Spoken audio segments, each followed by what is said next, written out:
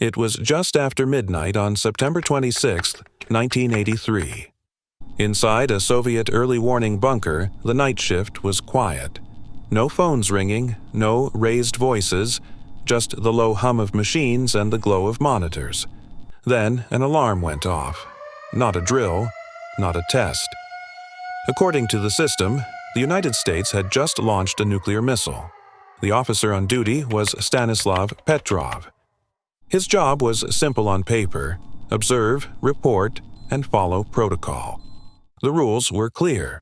If the system detected a launch, he was to report it immediately to his superiors. That report would move up the chain, and once it did, events could unfold that no single person could stop.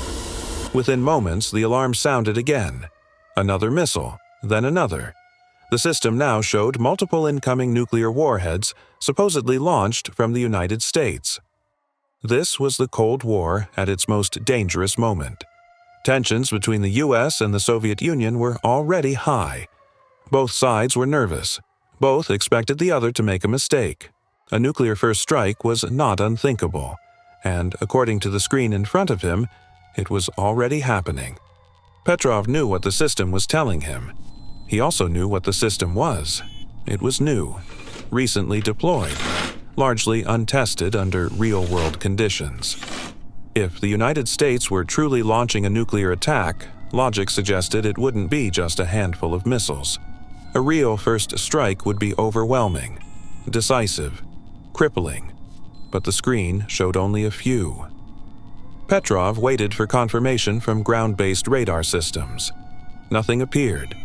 The satellites insisted the missiles were real. The ground radar saw nothing at all. Two systems were disagreeing, and Petrov had seconds to decide which one to trust. Protocol didn't ask him to analyze. It didn't ask him to judge probabilities. Protocol asked him to report. If he followed the rules, the warning would be passed up immediately. Military leadership would have minutes, not hours, to decide whether to retaliate. And retaliation meant the end of cities, the end of countries, possibly the end of civilization as it existed. Petrov later said there was no dramatic moment, no heroic certainty, just an uneasy feeling. Something didn't add up. The numbers were wrong. The pattern was wrong.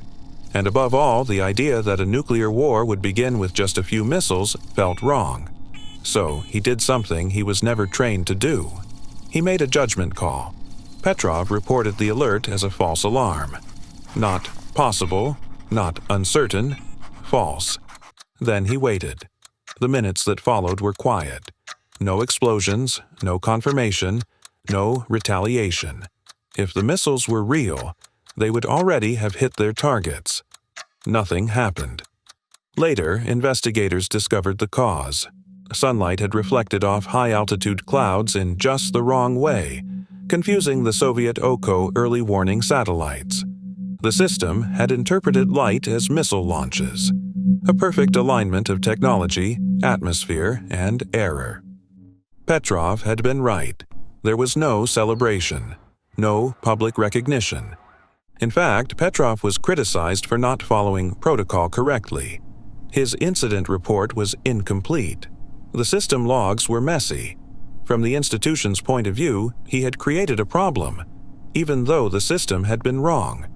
For years, the event remained classified. The world never knew how close it had come. When the story finally became public, decades later, Petrov was called a hero. He never liked the word. He said he was simply doing his job, and trusting his instincts when the rules weren't enough. That night, there were no explosions in the sky, no sirens, no headlines. Most people went to sleep unaware that history had paused, briefly, inside a concrete bunker, and then continued. All because one man chose not to press the next button. No medals were given, no announcements were made, and for a long time, almost no one knew how close the world came.